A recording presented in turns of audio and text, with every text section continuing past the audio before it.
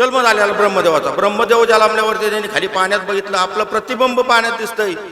दाढी बघितली तर पांढरी, जलमताच म्हातारा जन्मला आहे ब्रह्मदेव, तरुण नाही. बघितलं आपण ब्रह्मदेव आहे, परंतु काय आहे त्याची त्या स्वतःच्यालाच त्याला देव. पण कधी ब्रह्मदेव ही बुद्धीची देवता आहे, त्याच्यामुळं ते वेद घेऊनच जन्माला आलेला होता.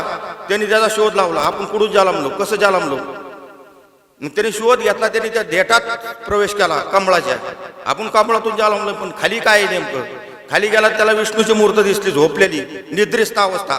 या देवी सर्व भूतेषु निद्रारूपी नमस्तस्यै नमस्तस्यै नमस्तस्यै नमो नमः. हे निद्रारूपी विष्णूच्या तो जाऊन विष्णूला हलवून जागा. पण कसं जन्मलो, मग कसं जन्मलं म्हणल्यावरती त्यांनी त्यांची जी मीटिंग मध्ये म्हणले आपल्याला याचा शोध लावला पाहिजे, आपण कसं जन्मलो. तर मग त्यांनी कसं जन्मलो याचा शोध लावण्यासाठी सुरुवात काय केली. ज्याने आम्हाला सुरुवातीला निर्माण केलंय त्याची स्तुती चालू केली. श्री अनंता मधुसूदना पद्मनाभा नारायणा जगद्व्यापका जनार्दना आनंद घना विनाशा सकळ देवाधिदेवा कृपाळो वाज केशवा महानंदा महानुभवा सदा शिवा सहज रूपा.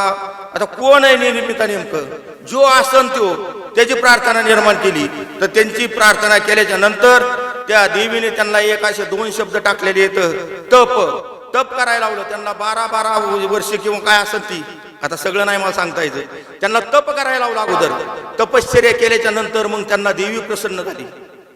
मग देवी प्रसन्न अशी झाली, कोटी सूर्य त्या देवीच्या पाठीमाग असे फिरते, असं तेच त्या देवीचं. असे भरपूर 18 भुजा अशी देवी त्यांच्या निर्माण झाली. सिंहावरती बसून अशी आरोडा असलेली देवी त्यांना निर्माण झाली. आणि त्या देवीने मग सांगितलं, तुम्हाला तुमचं एक कार्य, ती कार्य करायचं, आपल्याला सृष्टीची उत्पत्ती करायची. आणि ती कार्य करण्यासाठी देवीने त्यांना सांगितलं.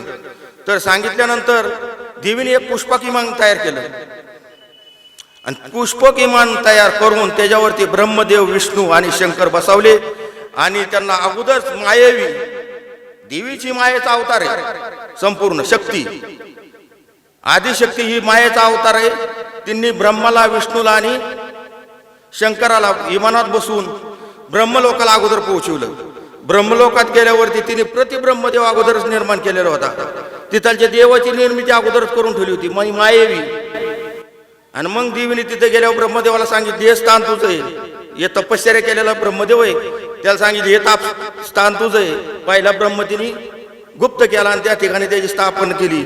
आणि त्याला ब्रह्मदेवाला बुद्धीची देवता शारदा ही त्याला पत्नी म्हणून, त्याच्या पाठीमाग बुद्धीची देवता पत्नी म्हणून दिली, ती शारदा देवी. ती ये हंसावरती बसून शारदे मयुरावरती बसून, ये हंसावरती बसून शारदे मयुरावरती बसून. त्या देवी शारदेची तिने स्थापना करून ब्रह्मदेवाला बुद्धिरूपी असं बळ दिलं. कारण की त्यांना सृष्टी निर्माण करायची होती, त्यामुळं बुद्धीची देवता, बुद्धीचे वेद त्या ब्रह्मदेवाच्या कृपाशीर्वादावरती दिले.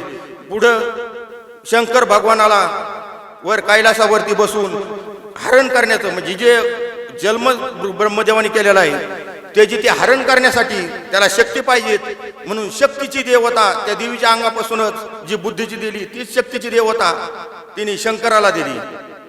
मग शंकराला शक्ती दिली, ब्रह्मदेवाला बुद्धी दिली. शंकराला जे ब्रह्मदेव सृष्टी निर्माण करणार आहे त्याचं ती हरण करण्यासाठी शंकराची उत्पत्ती, शंकर प्रतिशंकर तिथं होते, त्यांची लुप्त करून तिथं ते शंकराची स्थापना केली. शंकराची तिथं स्थापना केल्याच्या नंतर परत विष्णू लोकात क्षीरसागरावरती विष्णूला नेऊन दाखवलं.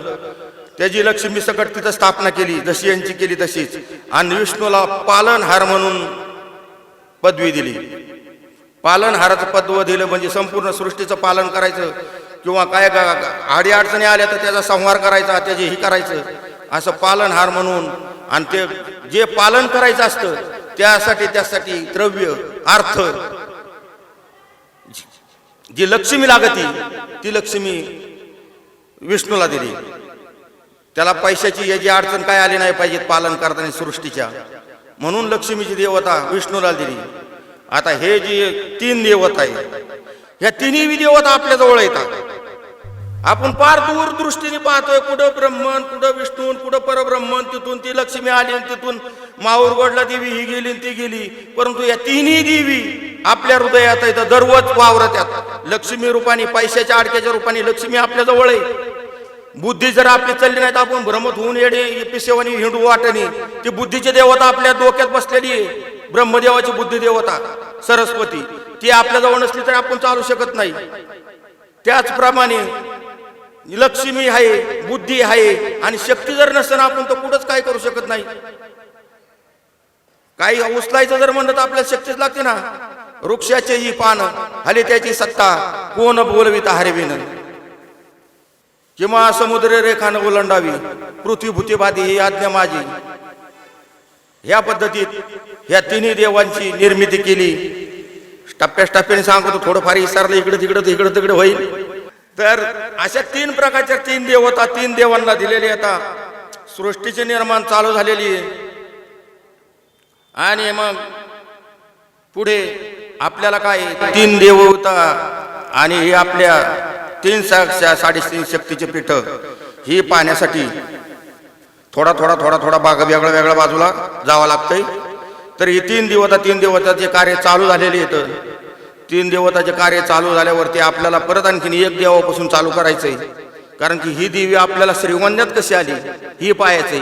ह्या मूळ पीठचे आंबे अनादि निर्गुण प्रगटली भवानी, किंवा अनादि अंबिका भगवती, बोध परडी घेऊन हाती, ओत ज्ञानाचा पाजळ, ही आपल्याला पाहायचंय. आपल्या श्रीगोंद्यात कशी आली, अनादि कालाची जी देवी आहे ती आपल्या श्रीगोंद्यात कशी आली आपल्याला ही पाहायचंय. त्यासाठी ब्रह्मदेवाने सृष्टीला निर्माण चालू केलेलं आहे. त्याने प्रथमतः ब्रह्मदेवाने 10 प्रजापती निर्माण केले. 10 प्रजापती ब्रह्मदेवाने निर्माण केल्यावरती 10,000 का 10 प्रजापती निर्माण केले. त्याच्यातले एक दक्ष प्रजापती, आपल्याला त्याची कथा पाहायची. जो दक्ष प्रजापती आहे त्या दक्ष प्रजापतीने काय केलेलं आहे, 10,000 हे ब्राह्मण निर्माण केले दक्ष प्रजापतीने. आणि त्यांना तपश्चर्याला पाठवलं. जा म्हणे तपश्चर्या करून या, तुमचं लग्न लावून देतो. आपल्याला सृष्टी वाढवायची, सृष्टीची निर्मिती करायची. परंतु अगोदर सोचिरभूत होऊन, जसं आपण नवरात्रात सुचिरभूत होतो, सगळं हे निर्मळ करतो. आणि मग अंत बाहेरची स्वच्छता आणि अंत स्वच्छता. बाहेरची स्वच्छता काय, धुणं धुणे, चिंध्या धुणे, गोधड्या धुणे, सगळे धुणे, किंवा आपले शरीर निर्मळ करणे, स्वच्छ होणे आणि घट बसवणे, बाहेर स्वच्छता झाली. अंतस्वच्छता काय, ही षडविकार आहे. षडविकार संपूर्ण काढून टाकायचे तर आपली अंतस्वच्छता होती. आणि ती अंतस्वच्छता करून सुचिरभूत होऊन मग आपल्याला सृष्टीला निर्माण करायचंय. असं कोण ब्रह्मदेव सांगतोय, ते हे दक्ष प्रजापती सांगतोय आपल्या मुलांना, तुम्ही तपश्चर्याला जा. अंतस्वच्छता फुल करायची म्हणजे आपण कसं आता संपूर्ण सुचिरभूत झालेलो आहे. असा कुठलाही सप्ताह होत नाही. आपल्या देवीचा जो सप्ताह होतोय, असं सगळं संपूर्ण गाव धुवून काढून सप्ताह कोणता होतो सांगा तुम्ही. आपल्या यात्रे लोक्यात तरी नाही पुढे होत. हे साळ देवीचा होतोय, असा जिथं देवीचा होता असं तिथं चालता एक ठिकाणी. पण बाहेरचे सप्ते आहे स्वच्छ होऊन नाही. अंतस्वच्छता झाली म्हणजे जसं आपण वापसा झाला की जे जमीन अगोदर नांगरट पेरणी सगळी करून व्यवस्थितशीर केलेली असती.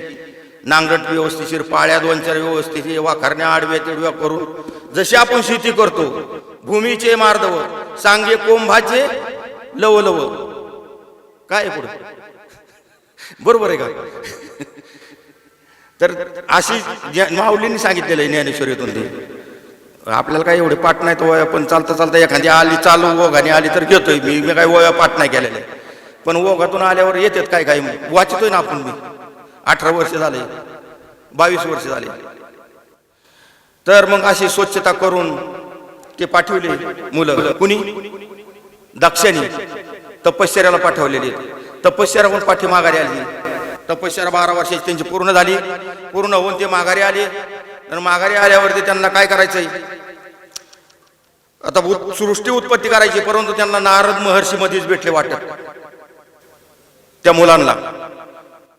नारायण नारायण श्रीमन नारायण नारायण नारायण नारायण नारायण श्रीमन्नारायण नारायण नारायण. नारद महर्षी मध्येच भेटले आणि त्यांनी सांगितलं काय कुठं चालले तुम्ही? ते म्हणले आम्हाला वडिलांनी सांगितले तपश्चर्या करून माघारी या, तुमचं लग्न लावून देईन. तुम्ही मला ओळखलं का? मी कोण आहे? कोण आहे म्हणे? आम्हाला आमचा बाप सोडून आम्ही अजून कोणाला पाहिलंच नाही. आम्हाला कोण माहित असायचं? मी तुमचा अंकल आहे म्हणे. कसे बुवा? आम्हाला वाटत नाही अंकल असल्यावानी. अंकल आहे म्हणे मी, तुमच्या बापाचा भाऊ आहे म्हणजे तुमचा अंकल आहे मी. बापाचा भाऊ? आम्हाला काय बापाने सांगितलं नाही भाऊ आहे म्हणून. ब्रह्मदेवाचा दक्ष प्रजापती ब्रह्मदेवाचाच आहे, मी ब्रह्मदेवाचा मुलगा आहे. आम्ही दोघं भाऊ भाऊ असल्यामुळं मी त्यांचा भाऊ आहे म्हणल्यावर तुमचा चुलता आहे, अंकल आहे. बरं ठीक आहे, मग तुम्ही आता काय करणार? लग्न करून कुणाचं चांगलं झालंय? तुम्ही असं करा, अध्यात्म करा आणि परमेश्वराची प्राप्ती करा. मी जसं परमेश्वराच्या मागे लागलोय, मोकराम आयुष्य वायाला घालू नका असं सांगून नारदांनी त्यांना फितावलं. त्यांनी बी ऐकलं. तपश्चर्याचं सामर्थ्य होतं त्यांच्याजवळ, तप केलेलं होतं. एवढं तप करून आपण वायाला घालूच तर म्हणजे ही सांगते ती बरोबर आहे. आपला बाप उगो काहीतरी आपल्याला संसाराच्या व्यसनात गोतितोय म्हणे. ऐकलं त्यांनी. गेले नारदाचं ऐकून निघून. 10,000 पुत्र तयार केलेले. इकडे दक्षाला वाटलं आपण आता उत्पत्ती 10,000 पुत्र केलेली, हे गाव आहे गेली. समजलं त्याला बी नारदाने असं केलं. परत दक्षाने दुसुंदा परत 10,000 निर्माण केले. 10,000 पुत्राची परत दक्षाने निर्मिती केल्यावर परत त्यांना 12 वर्ष तपश्चर्या करून परत ते माघारी आले. परतही नारद महर्षी तिथंच भेटले. नारायण नारायण श्रीमन्नारायण नारायण नारायण. हे काय आहे म्हणे? कुठं चालले तुम्ही? काय म्हणलं तुमच्या बापाला काय कळतं का? चांगल्या मार्गाला लागा. संसार करून कुणाचं चांगलं झालंय? ती 10,000 पुत्र तसेच नारद ऐकून परत आणखीन त्यांनी BBS धारण केला.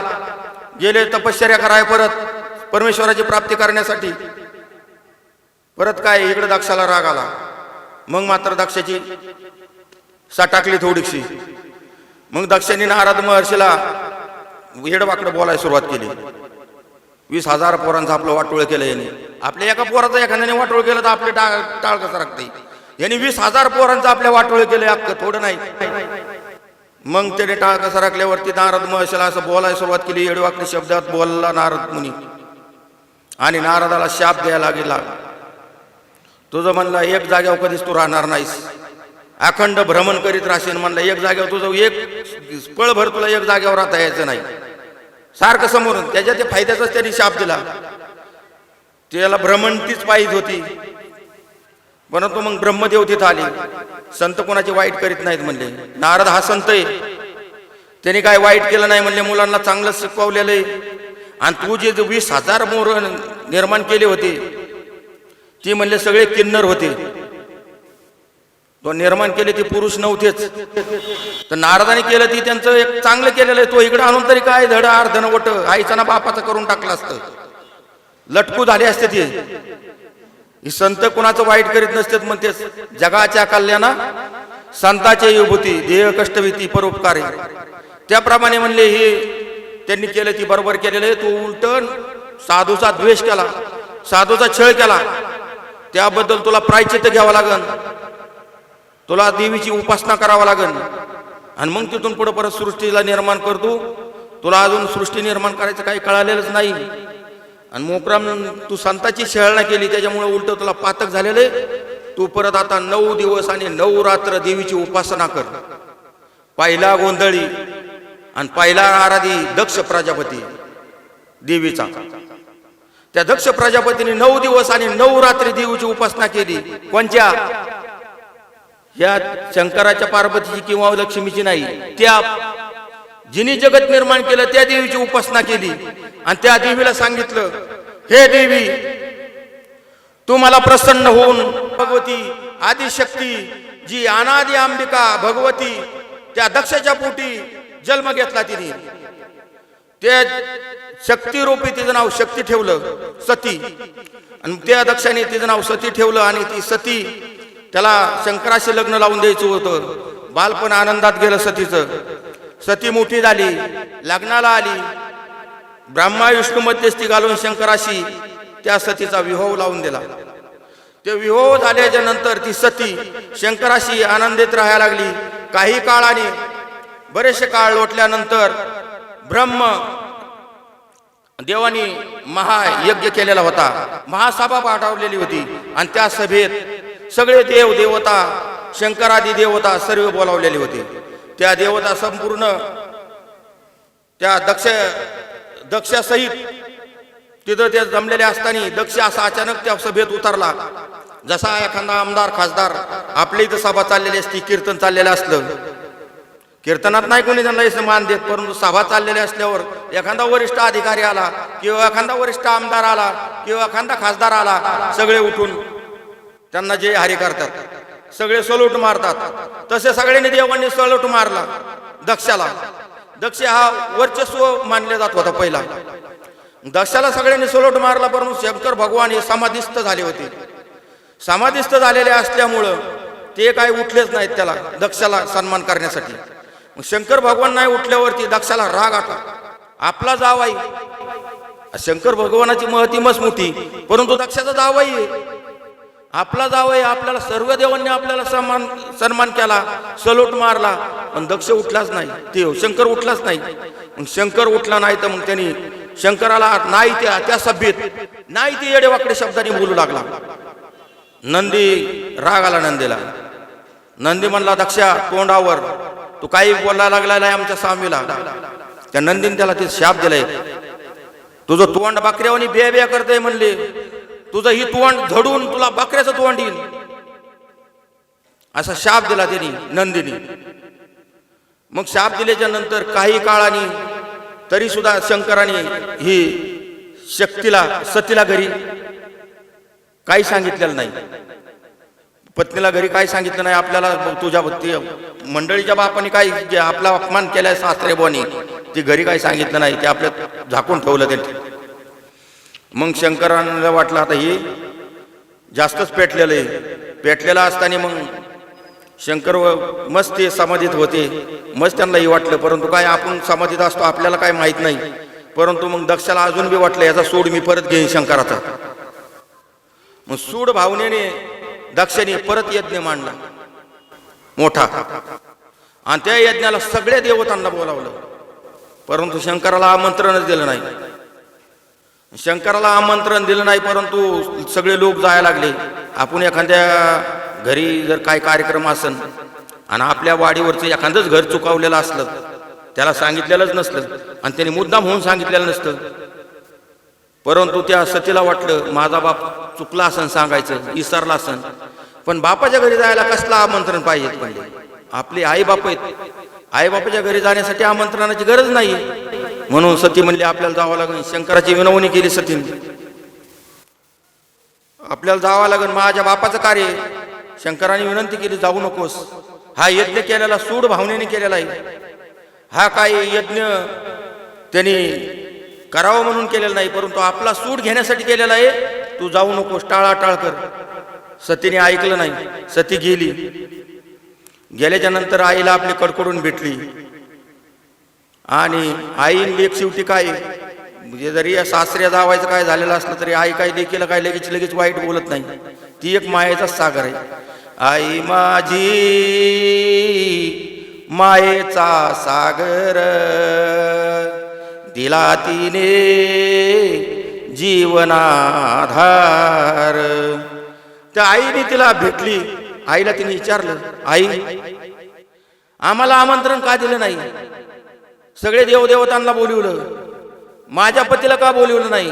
माझ्या पतीचं इथं स्थान कुठे? सगळे देवदेवता अशा आसनावरती बसलेले आहेत यज्ञामध्ये. पुरीला तिने शब्द फिरवला आईने, तू लांबून आलीस म्हणली, तू अगोदर फ्रेश हो, थोडंसं जेवण कर.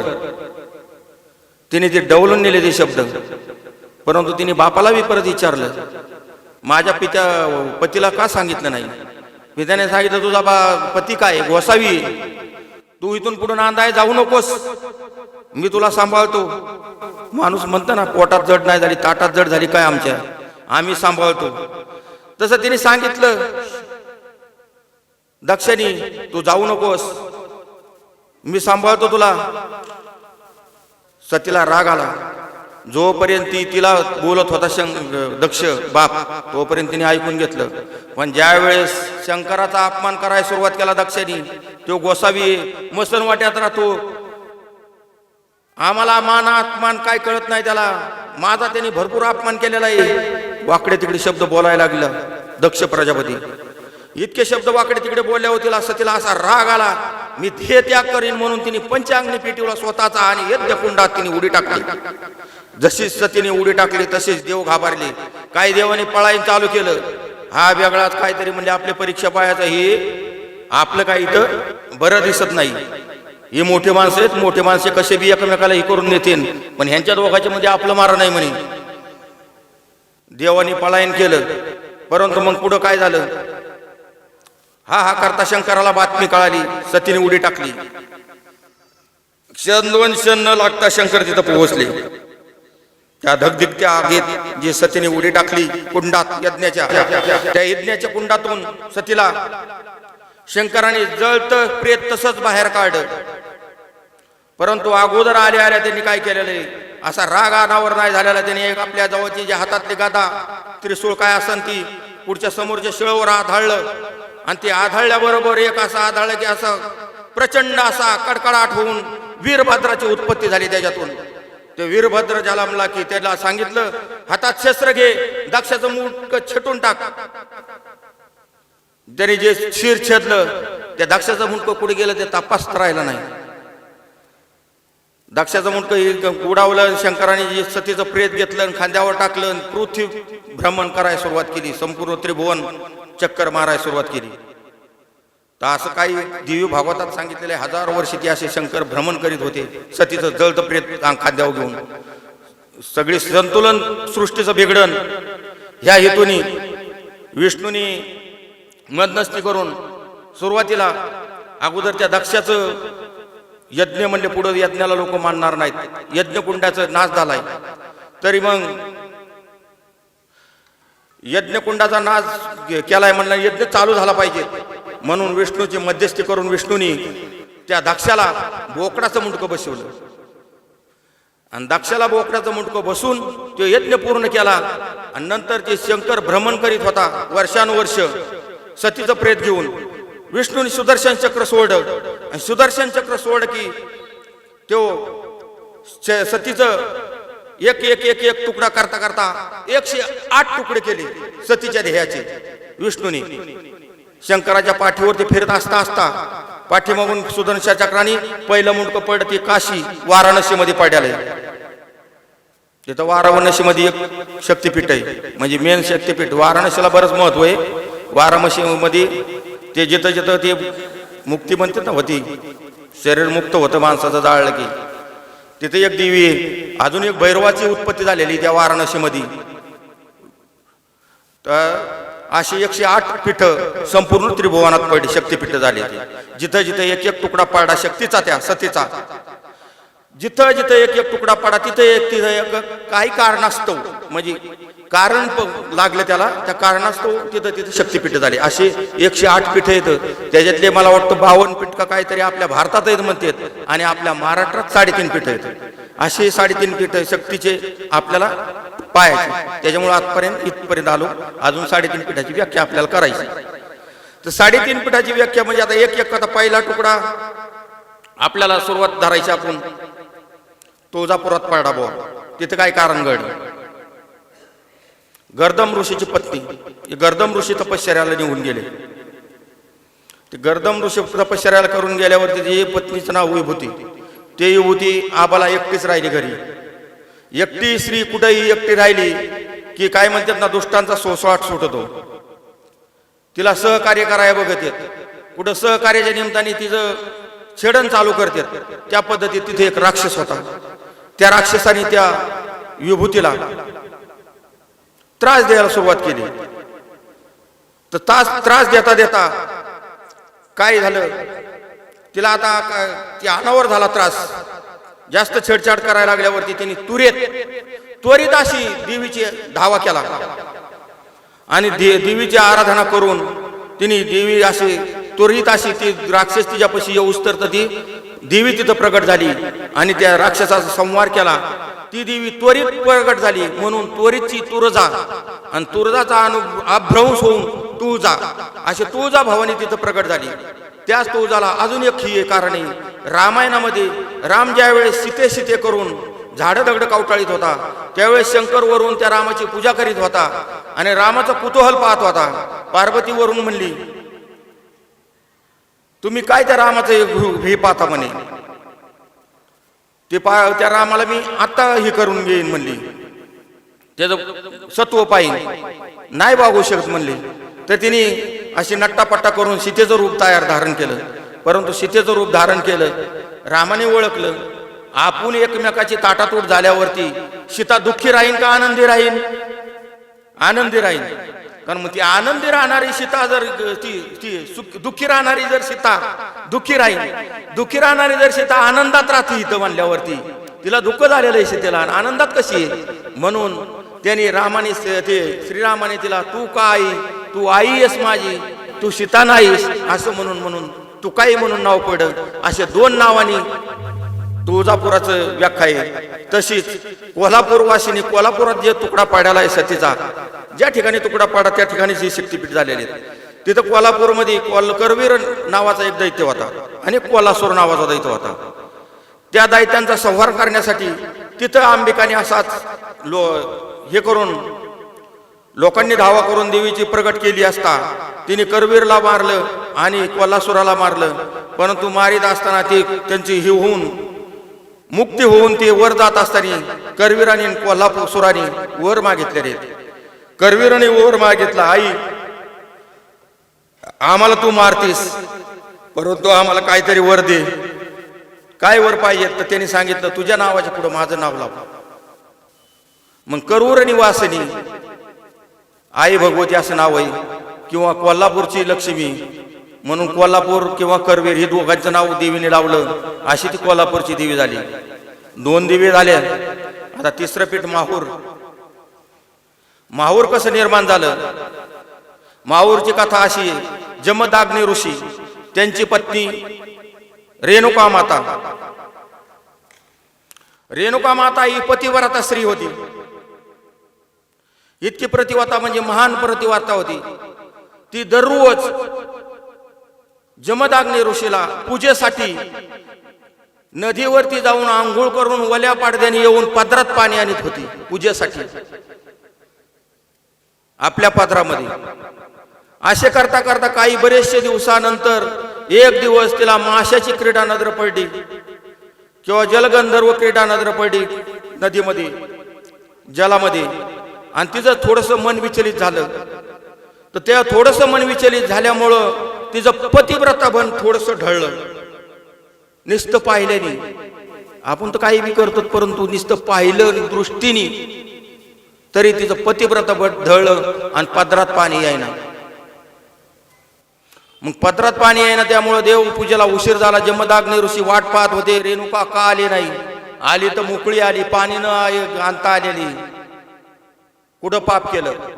शाप दिला तिने देवीला आणि सांगितलं 5 मुलं होती. आता त्याच्यातलं एका मुलाचं नाव सांगतो. 5 मुलांना त्याने आग्रह केला हिचं मातेचं शिर छेतून टाक. त्याच्यातला एक परशुराम मुलगा होता. त्याने ऐकलं आणि त्या देवीचं शिर छेदलं. आईचं, आपल्या स्वतःच्या आईचं. मातेचं श्री छेदायला काय म्हणतात ना, कोणचा माणूस आईचं शिर उडवायला लावल्यावर बापाने उडवीन. परंतु एक अभंग आहे आपल्या ह्याच्यात.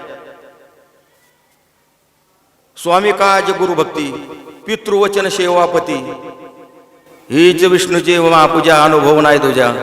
म्हणजे जे गुरुभक्ती, स्वामी काज गुरुभक्ती आणि पितृवचन, जो पित्याचं वचन पाळतो ती सेवा खरी सांगितलेली. पतीचं वचन पाळणारी ती पतिव्रता ती श्रेष्ठ सांगितलेली त्या अभंगामधून. त्याप्रमाणे ते पितृचं वचन त्यांनी पाळलं. कुणी? परशुरामाने. आणि मातेचं शिर छेदून टाकलं.